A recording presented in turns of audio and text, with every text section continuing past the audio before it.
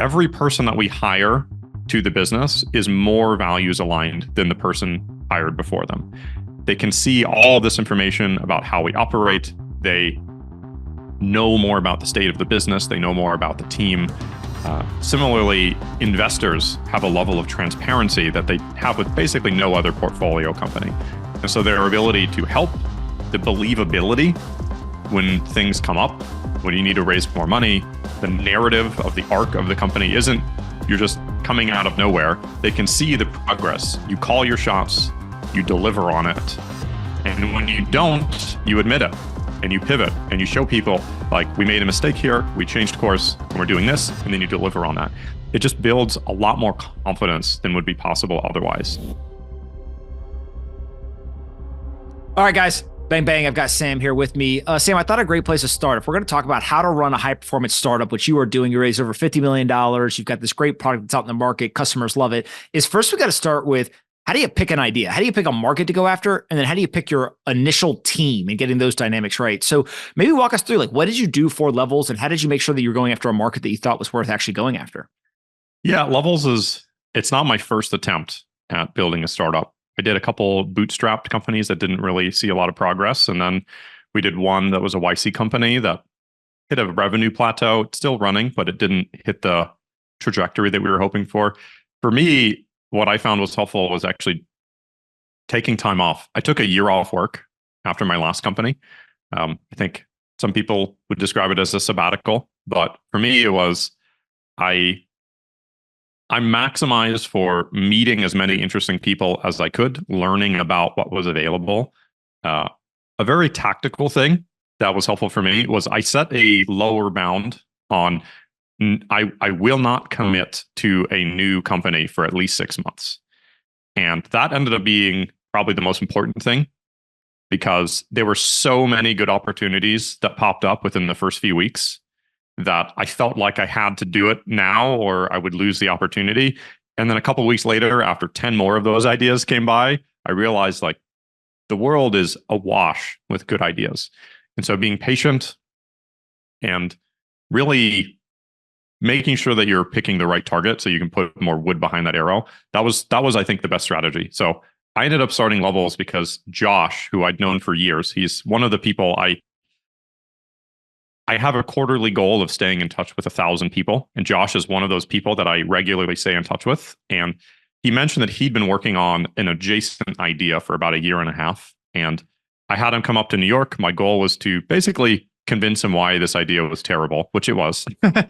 There were many, many reasons why the approach that he was taking was not a good one. But we realized that there were many flavors of the idea around software that were actually really interesting. And so we started working together and eventually we started the company.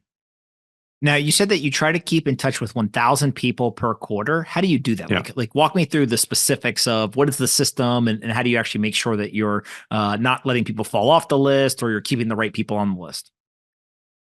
I've been doing this for many years now. It's rare that I actually get to 1,000. I usually exceed 500.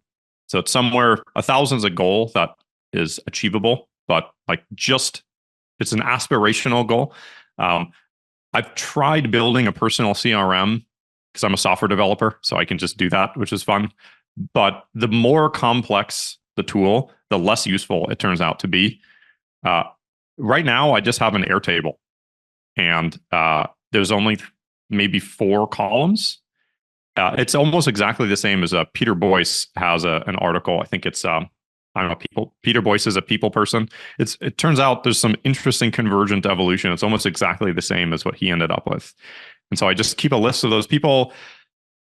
I find using computers for what computers are good at, which is remembering things and just keeping lists. And then I try every Sunday to just look at the list. And I'll come across a name like, oh, Nick. I haven't talked to Nick in a while. I wonder what he's up to. And then I just give him a call, send him a note. I try to do a lot of in-person events. It's really what I optimize for.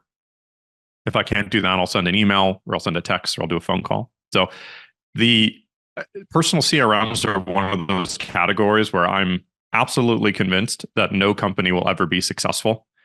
And the main reason is that it's one of those categories where people's expectations is that a personal CRM will automate your social life. And really, all it does is it obligates you to spend more time on your social life, to spend more time connecting with people. So it's really, the answer is you just have to put in a lot of effort. And if it's something that's important and it's a priority, then it's worth it. Now, how much of you reaching out is like, hey, what are you doing? Versus you're like giving an update, giving an insight, and then asking them. And then is it weird? Do people like, hey, why is Sam emailing or calling me? Or do they look forward to it because they feel like the same, hey, I haven't talked to him in a while. It's great to catch up. So I would say I optimize for the latter. There was a realization that I had maybe 5-6 years ago where I was spending way too much of my time with like, I'll call them aspirational friendships, people that I wanted to like me. And it was really not healthy. And I would call people and they would be like, why are you calling me? Like, what do you want? And I used to try to like find ways to make those work. And then at some point I realized that I should just index more on the people who also want to spend time with me. And so sometimes I get the answer of like, hey, did you need something? Why are you calling? This is weird. And then I remove them from the list and then it's fine. And like they're not interested, or it's like they're at a different stage of their life. I have several friends now who are like really close friends from college where like now they have kids, they have a family, they've got a whole new set of priorities. And when I text them and say, hey, I haven't talked to you in like 6 months. I know you just had a new baby. I'd love to call and, see what's new in your life. And they don't respond. I check in again, like, hey, I imagine you're probably busy. Let me know if sometime you're available. And they ignore it. It's like, okay, I don't take it personally anymore. It's just, it has to be a two-way relationship. Otherwise it ends up being really draining. And if they're the kind of people who also want to spend time with you, it's energizing on both sides. And that's really what to optimize for. Yeah, that makes a ton of sense. Another area where relationships are really important is not just like you external to people, but internal in terms of like co-founder relationships. Yeah. I think Levels started with 5 co-founders. Yep. How do you make sure that not only is the idea good and the market is good, but you're kind of going into battle, right? Or going into this really difficult situation with the right people beside you? Yeah, I think the biggest one is you have to have a lot of trust. You really have to trust each other. And there were several points in our history where some of our relationships got pretty strained, and some of them we made it through, some of them we did not. And the dynamics are not equivalent. So this is another thing that I've learned through scar tissue. There's a great quote, I think it's by Bismarck, which is he said, any fool can learn from experience. The wise man learns from others' experience. And I learned through experience, so I guess that makes me a fool. But I hope other people can learn from my experience, which is when you have co-founders, you need to be very explicit about who the CEO is and what role they play. So I've been in this situation in the past in different companies where when we started Levels, I was very explicit with everyone that joined. It doesn't matter what your title is. It doesn't matter how many co-founders we have. We have one CEO, which is me. And so if all of you are against me and I say we go in a certain direction, we're going my direction. And you have to be okay with that, or this is not going to work. And so being really explicit about the role of the CEO is super, super important, because as recently as a conversation I had a month ago with somebody who was a co-founder, ended up leaving their company because of a conflict of visions with the CEO. And they were tiptoeing around like who's actually the CEO, to the point where they're like, well, we'll just both make decisions equally. We'll just be equal co-founders. And it was a total disaster. And one of them ended up leaving, or probably would have been pushed out of the company. So you've got to be extremely clear about that. You have to have really clear communication. You've got to be able to express how you feel. There was a good recent example of this with my co-founder, Josh, where this would have been a couple months ago. I was starting to get really frustrated by like a series of, we'll call them divergent conversations. As in like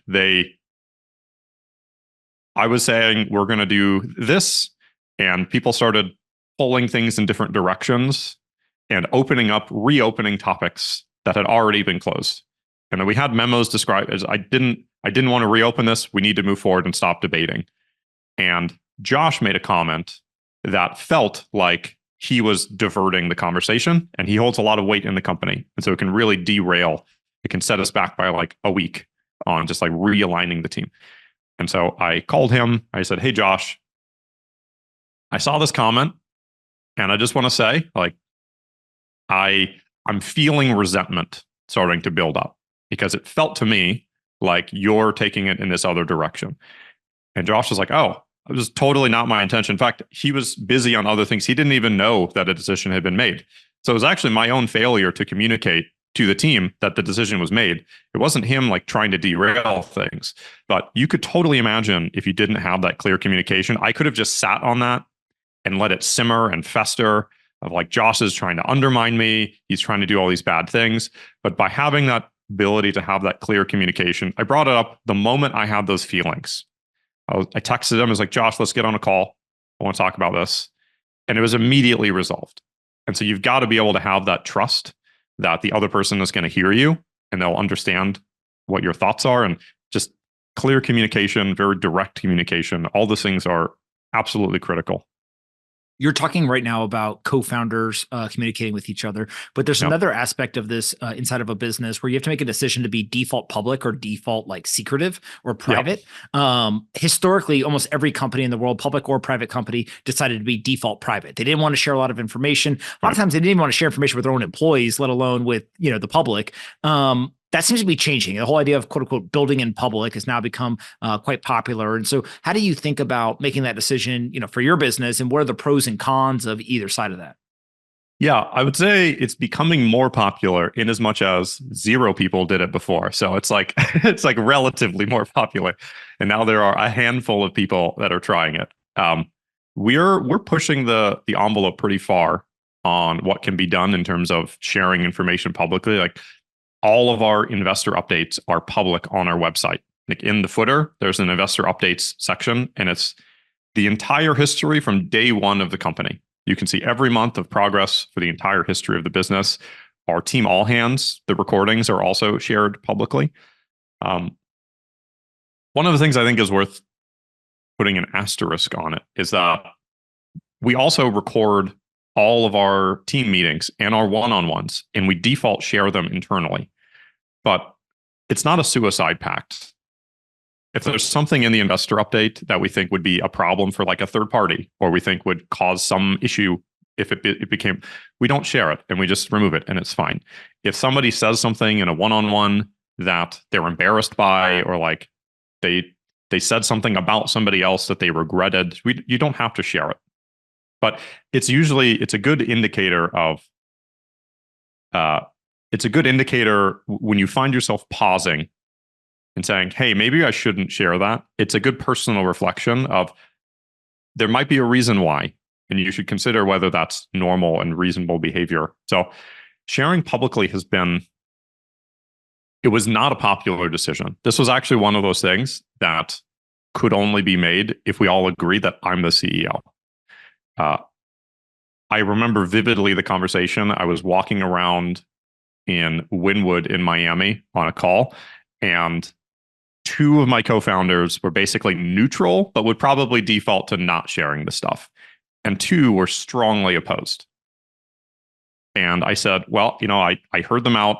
I understood their arguments." And I said, "But we're doing it anyway." And that was the first step, which was sharing our investor updates, sharing a lot of these things publicly. And the benefits, there's maybe some unseen cost of like, our competitors know a lot more about our company and our strategy. And like, for whatever that's worth, that's out there now. But the benefits have been extremely significant. Every person that we hire to the business is more values aligned than the person hired before them. They can see all of this information about how we operate. They know more about the state of the business. They know more about the team. Similarly, investors have a level of transparency that they have with basically no other portfolio company. And so their ability to help, the believability when things come up, when you need to raise more money, the narrative of the arc of the company isn't you're just coming out of nowhere. They can see the progress. You call your shots, you deliver on it. And when you don't, you admit it and you pivot and you show people like, we made a mistake here, we changed course, and we're doing this, and then you deliver on that. It just builds a lot more confidence than would be possible otherwise. So it's definitely it's one of those things that I think is going to work. But it reminds me, Mark Andreessen came on our one of our team all hands, and he was saying a lot of very positive things about this experiment that we're running around company culture. And he said, it's really cool around remote. We're doing a lot of interesting things in remote that a lot of companies haven't done before.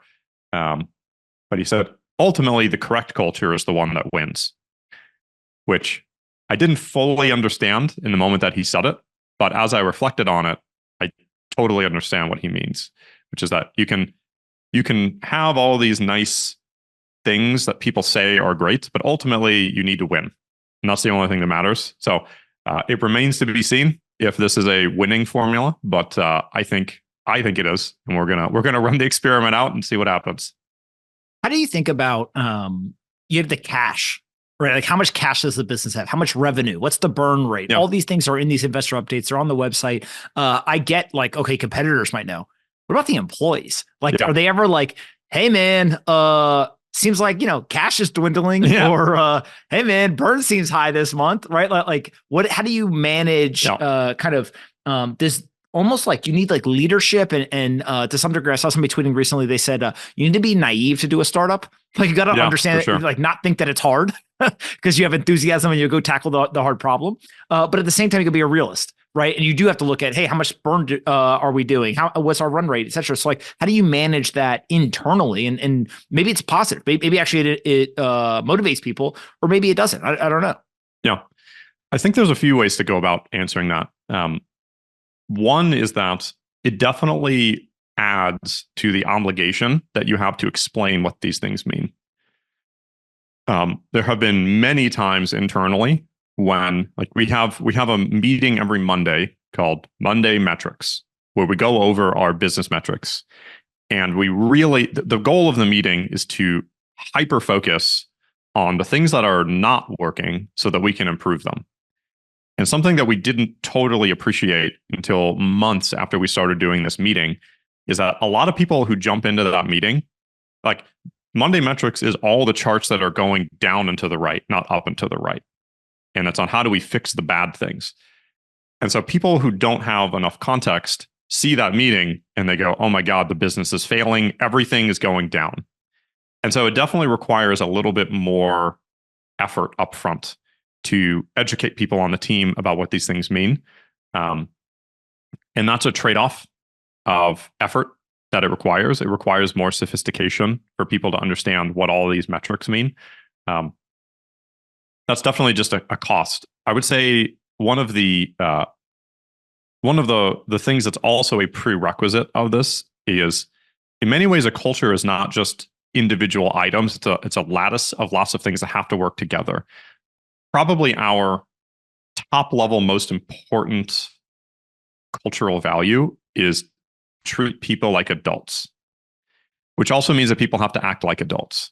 And we give people examples, and we discuss this when we're doing onboarding, or really even before we hire people. We make it very clear what it means to be treated like an adult in this company, and that it's not for everybody. Like a specific example, when our numbers had plateaued and we had overhired for what our growth rate was at that point in time. And we had cash, we had plenty of time to like figure it out. I wrote a memo in February of last year that said, hey, it was on team size and burn. Was, I think, the name of the memo. And I said, we need to hit these numbers between now and May, or I have to reduce the size of the team. And we were very explicit about that. And in a lot of companies, people would have freaked out and would have started looking for new jobs, and people would have run scared. But because of the culture that we've built, where everyone has that as an expectation. In fact, if we didn't write that memo, it would have been even more concerning. And so it was motivating, where they say, let's hit these numbers, let's go. And we didn't end up hitting those numbers. We reduced the size of the team by about 30%. Nobody was surprised. Everyone handled it like an adult. The transitions went well. We helped most of those people find their next jobs. And it was about the smoothest, least painful reduction in force that I could imagine.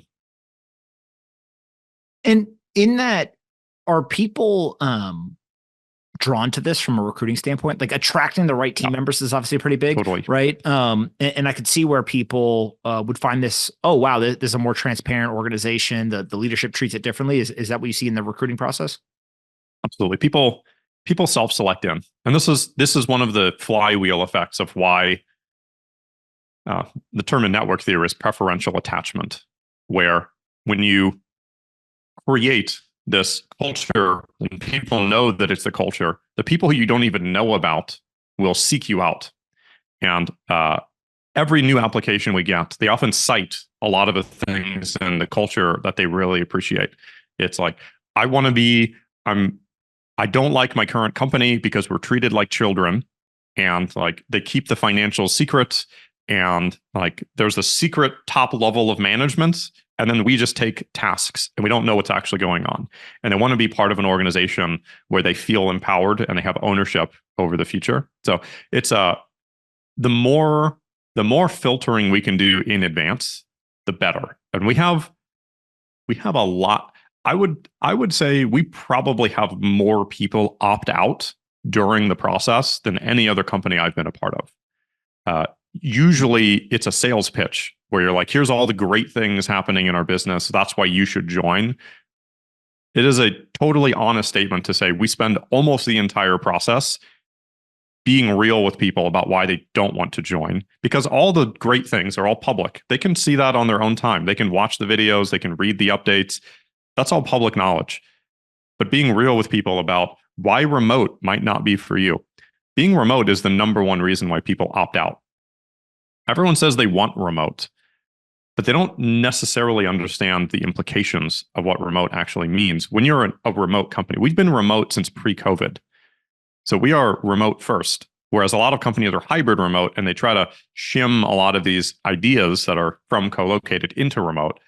One of the most important things that I tell people is that another value is we're a team, not a family. And I say, we have a lot of really great people. And there's a lot of people you're going to get along with, but this is not the place to make a new group of best friends.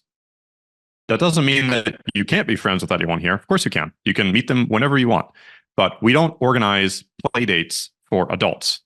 That's not how adults interact. If you want to meet somebody on the team, you can go see them and it's fine. But we're not going to organize that for you because we expect you to act like an adult.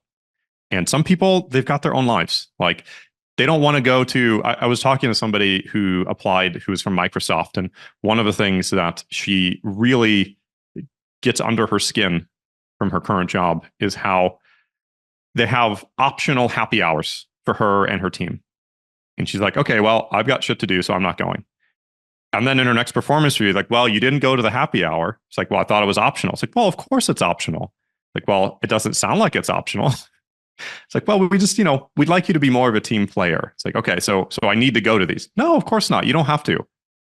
It sounds like I have to. And there's this weird dynamic where they don't treat people like adults, and they have these unspoken expectations. And we're just very clear about what those expectations are. Got it. Let's talk personal productivity. Obviously, if you are operating in this environment, I wouldn't guess that, hey, we've done all this organizational structure and it's very unique and thoughtful. And then you're just like, well, I hope I'm productive tomorrow. Yeah. So what are the things that you do individually to be kind of as productive as possible? Maybe we could just kind of go through your day and how you make sure that you get as much done as possible. Today's episode is brought to you by Espresso, the maker of the world's thinnest portable display. Now listen up. If you're like me, you feel like you are at a command center when you sit down at your desk. I got a gazillion tabs open and different windows for different activities. There's my web browser, my text messages, I have Slack open, and I got a Notes app. I normally work on a desktop and it can be very, very productive. But everything falls apart the second I leave my desk. If I'm traveling, if I go to a coffee shop to do some work, or just want to work from the kitchen table, my laptop doesn't have enough screen space. I lose my command center and my productivity falls off a cliff. It's a major problem. But this is where Espresso comes in. They have a portable screen that is so beautiful that you think Steve Jobs came back from the dead to create it. The thing is incredibly light, it comes with a nice stand, and the user interface is so easy that I figured out how to do it in less than 3 minutes. If you listen to this podcast, you know that's not an easy feat. So the Espresso team and I, we became friends. I got to know them because I really like the product. And those screens, they now want to offer them to any fan of the podcast. So we struck a little deal. Here's how it works. Anyone who listens to this podcast can go to us.espres.so. Or, that's too confusing, just go click the link in the description. If you go to Espresso's website, they've got a brand new offer there sitting for you. You get a little discount and you'll get a beautiful screen. Trust me, I use mine every day. You'll love the Espresso screen and I think it'll make you more productive. Go check them out today by clicking on the link in the description. Yeah, I think so. It's actually interesting. A coincidence of timing. I just spent the last hour with our head of operations and finance going over his capacity planning and helping him manage his time. I think the biggest thing is to use a tool that has an aligned constraint with reality, which is to say, use a calendar. There's an infinite number of things you can slot into your to-do list, but they don't tell you anything about how much capacity you actually have. And so figuring out what blocks of time you need to deliver on projects, the result of today's exercise with our head of finance was he's committed to about 80 hours of work this week, which is more than he has capacity for. And so he either has to offload that, or he needs to cut some of it, or he needs to work a really long week. But he didn't fully appreciate just how much he had committed to this week because it's not on his calendar. It's just a line on a to-do list. And there's just 10 of those things. I can do 10 things, but you don't realize that each of those 10 things is 15 hours. And suddenly that is more time that you've committed to than you have time in the week. And so I found that's a really helpful one, is just translating your to-do list items onto a calendar. It's probably the most tactical thing that you can do. Personally, I delegate a lot. That's something that I get a ton of leverage from. I think I have 4 or 5 EAs that just work for me full time, and they do easily, a couple 100 hours a week of effort that I don't have to do anymore. And it's things like sending out automated emails, it's triaging things, it's checking in, it's a lot of the background admin tasks that I don't really have time to do. I think getting leverage from your time from EA or VA or like virtual assistant is probably the least expensive, highest leverage thing that almost all people in business should be doing more of. It is the least utilized, highest leverage thing. And it's really not that expensive. What is the things you do with the EA or kind of that help that you feel like, one, unlock their potential to actually be helpful, but also 2, you feel like have had the biggest, inflection point for yourself in terms of productivity? I think there's like the small, I would say it's the accumulation of small ankle biter tasks. That's the biggest unlock in terms of just mental space. It's like that thing, it only takes 5 minutes a week. So it's kind of hard to justify handing it off because it would take easily that much time to teach somebody how to do it. So you might as well just do it yourself. And then you do that yourself for the next year. And then you look back and you're like, God, I really wish that I just handed this off a year ago so I didn't have to do this every week.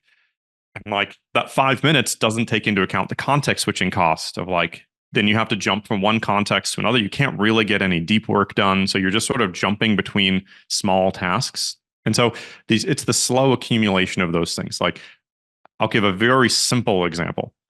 Previously, 2 days before I have any meeting, I would go into my email and I would send the person I'm about to meet a small update on like context on me, context on the company. It only takes a couple minutes per person. I have a snippet, I just find them, I send it, and then they have it. It only takes a few minutes, but I offloaded that to an EA, and it takes them 5 minutes. But now I don't have to think about it, and it just automatically happens in the background. For things like blocking off my calendar or whatever. Another thing that I do that I find really helpful is I I put together a Notion doc that has all of my meeting notes for every meeting, including all the communications I had with that person. So I can come into a meeting cold. I open up the notes and it's like, I see, oh, this is this person. Here's their LinkedIn profile. Here's the email that was set up here's the agenda for the meeting. It's like, oh, awesome. So I don't come into the meeting. I don't know if you ever had this happen, but I used to have this happen where I would see Matt. I don't know who Matt is. I come in and I think he's a different person. And then like 5 minutes in, I'm scrambling to figure out like, wait, this is definitely not the doctor that I thought I was talking to. Who is this guy? And why are we on the phone? This is bad. So this guy actually runs marketing for something else. Yeah, 100%. Yeah, exactly. So this prevents that from happening, gets me ramped up on context way faster. That used to take me like 30 minutes a day. Now it just happens in the background. And those things start to accumulate. I think I have something like 140 recurring tasks, just things that happen in the background that I no longer have to think about. They're just automated. And it's really not that expensive. If you want to go the cheapest route, you can find people directly in like the Philippines. They're $4, $5, $6 an hour, and they can just do all these things in the background. The more robust, more premium way to do it is to work with an agency. We use Athena, and they're awesome. They're more on the expensive side, but they handle a lot of the training logistics. So it's like you kind of make a trade-off of how much time you're willing to commit to these things. But either path is really good. Some people hire in the US. They tend to be more expensive and the reliability is a little bit different, but it's a lot of different ways you can go about it. Now, what about Loom? I know that you use a lot of Notion, kind of these like communication tools. Maybe, totally. What are the tools that you probably use the most on a day-to-day basis? And how do you use them to actually unlock some of this? So everybody should use Calendly is like the first thing. It's a tool that allows somebody else to schedule things without the like back and forth of, hey, when are you available? Well, I'm available at 6 on this day. I'm not available. How about this day? The back and forth, you just skip all of that. And it's solved. Some of the things are just solved by technology. Calendly is a solved problem for that use case that a lot of people spend at least minutes per week coordinating. Or it's like, I'll have my admin talk to your admin, and then they have to go back and forth. But this doesn't help. This is solved by technology. Loom is an incredible tool. It just records your screen. And it seems very simple, but it's incredibly powerful, especially in the age of effectively free video. You can capture way more things in Looms. I was talking to another founder recently who their company went remote and their team is drowning in Zoom meetings. And this is one of the worst aspects of hybrid remote is when you take all of the co-located practices and you just try to force them into remote. So it's like, do all the same meetings, but now do them on Zoom. And it is, when COVID happened, I used to host, I still do, I'm starting them up again pretty soon, twice monthly salon dinners on random eclectic topics, which are a lot of fun. When COVID happened, we decided, all right, we're going to try it, the same exact people on Zoom. And it was horrible. It's like the same people with the same topics, a thing that's usually tons of fun. It felt like a work meeting and nobody was paying attention. And I just wanted to leave as quickly as I could. And so Loom is really useful because the first step that anybody should do when you go remote is have a rule: no status updates are allowed in synchronous meetings. Just full stop. If you're going to send a status update to somebody, like a stand-up, if you're doing a stand-up meeting, if you're updating somebody on the state of a project, that should be done in content. It should be done in a Loom. Record a Loom, say, all right, here's my update for the day. I worked on these 4 things. I did this. Other people who don't need to see that don't have to watch it. And the people who do can watch it at their convenience at 2x speed. It's better for everybody. They can watch it while going on a walk.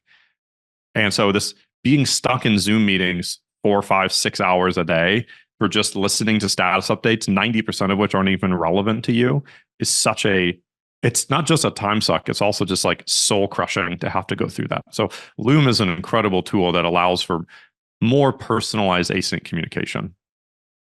And when you see people consuming this stuff asynchronously, how do you know that they got it? Like one of the things that I always find is sometimes I will send emails to the team and nobody responds.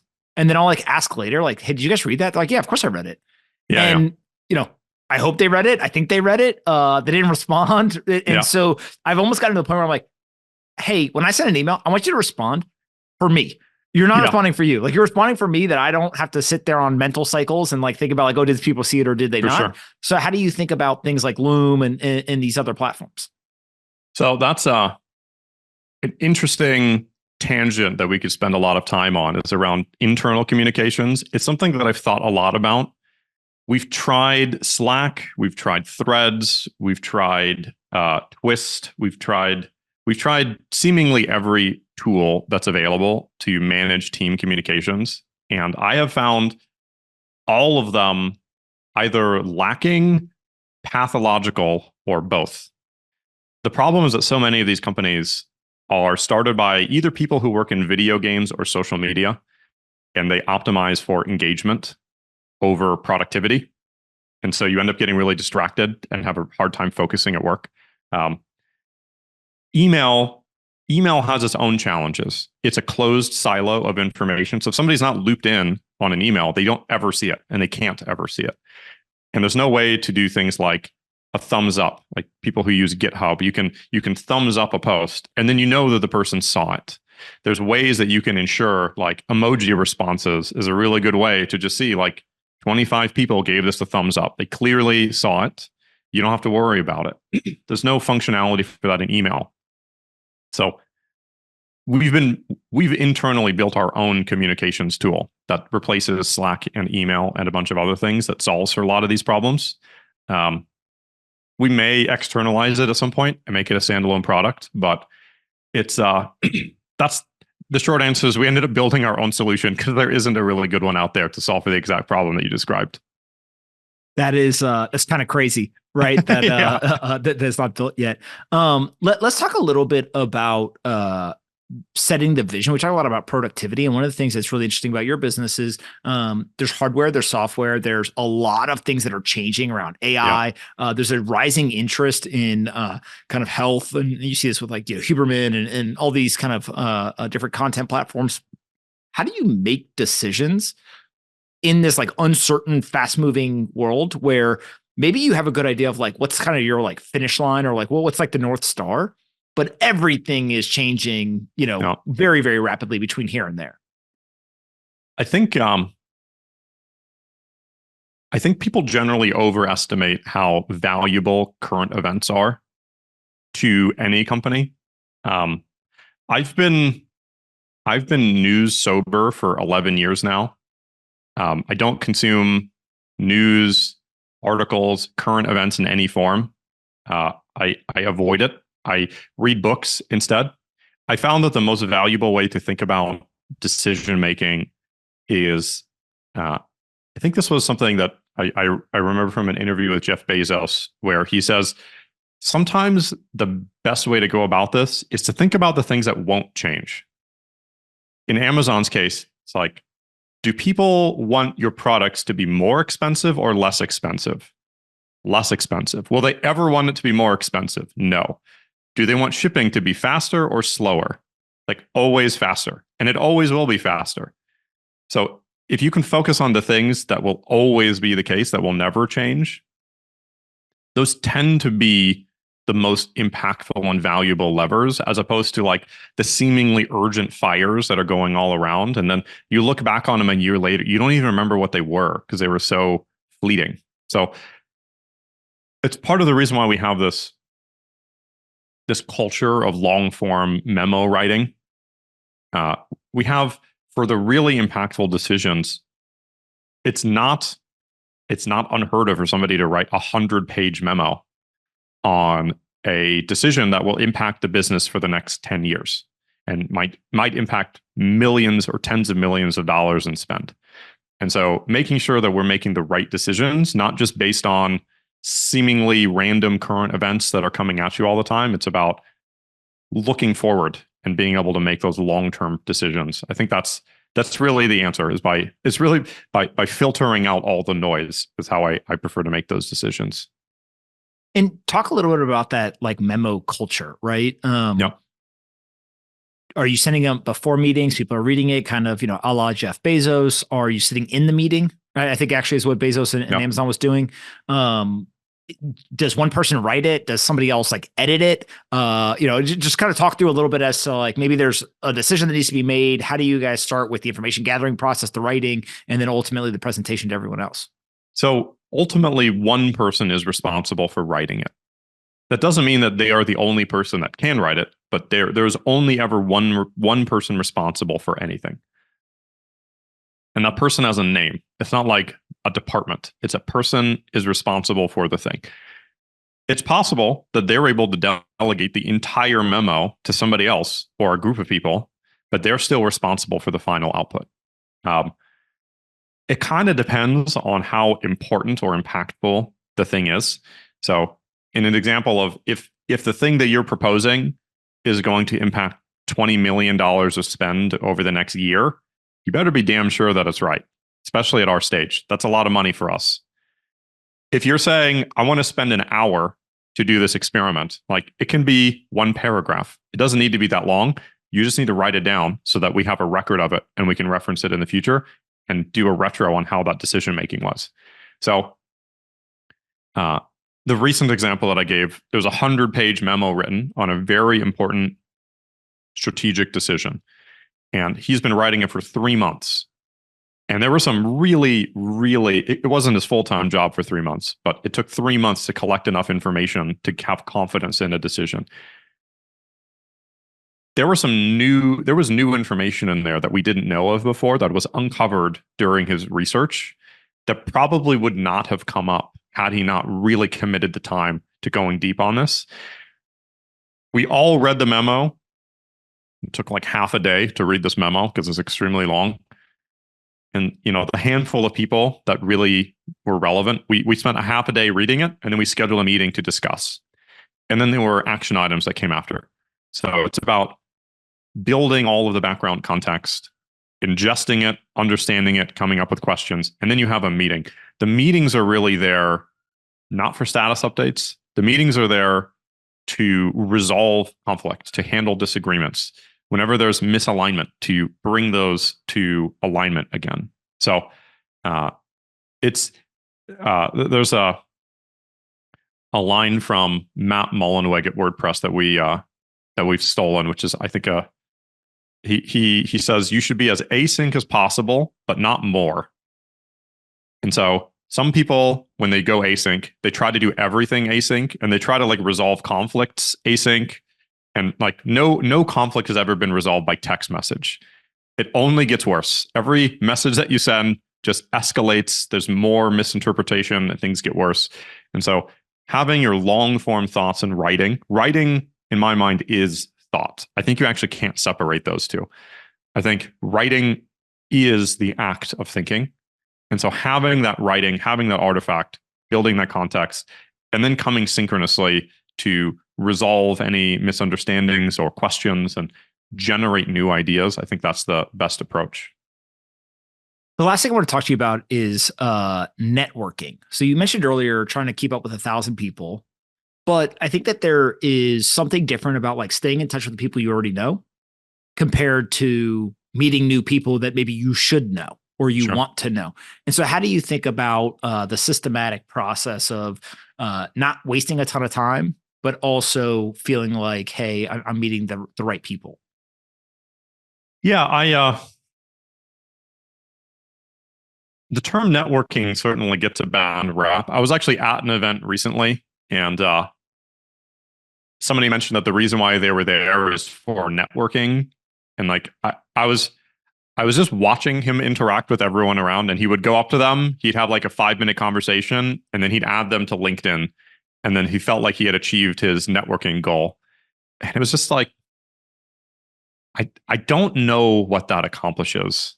I think building deep meaningful relationships is certainly one really valuable and useful thing to do in one's life. It is the strongest correlate to your lifetime happiness is how deep your relationships are with the people that you care about. So that's absolutely something to optimize for. There's also a second order effect, which is your weak ties. There's a great classic paper in network theory by Granovetter called The Strength of Weak Ties, which if you haven't read it, it's definitely worth checking out. It's an academic paper, but it's not very long, about how you're something like twice as likely to find your spouse from an introduction from an acquaintance than you are from a friend. And you're more likely to find your next job from an acquaintance than a friend, because they have access to information that your own network likely doesn't have. Because if your network already has that information, you probably already have that information. So exposing you to new ideas that you would otherwise not have access to. Another term for this is eigenvector centrality, which is if you want to build a really powerful network, it's about knowing how connected the second and third degree people are in your network. And so not just finding one dense network of people who all know each other, it's being connected to the people who know all the people and networks that you don't already have access to. So there's definitely some there's some degree to which if all of your relationships are weak ties, you probably end up very unhappy.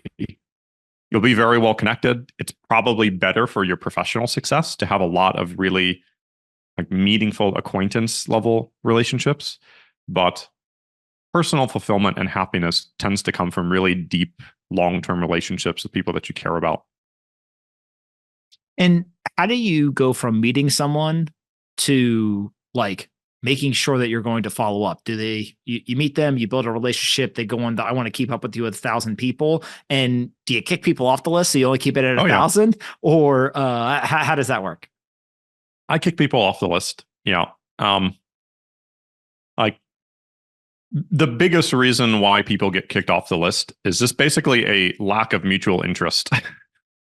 It's like, I send them a note. I say, hey, I'm in town. Are you free for coffee? And they don't respond. And then maybe a few weeks later, I say, hey, sorry, I missed you last time I was in town. Are you free for a call? I haven't talked to you for a while. And then they don't respond. It's like, at some point you just say, all right, they're at a different stage in their life. If they want to reconnect, they can reach out to me. It's fine. I don't take it personally. 1,000 is, there's definitely an upper bound. And so there's some degree when I go through the list, I just think some of it is just, you can consider it an energetic perspective of, do I feel like I want to interact with this person? Does it bring me energy, or would talking to this person drain my energy? And I only keep people on the list where it's like, when I talk to them, I get excited. I'm happy to talk to them. As opposed to if they were calling me on my phone and I saw their name pop up, I'd go, oh God. And then I feel obligated. It actually reminds me, there was a Seinfeld episode about this. Do you know that one with George Costanza? No, I don't.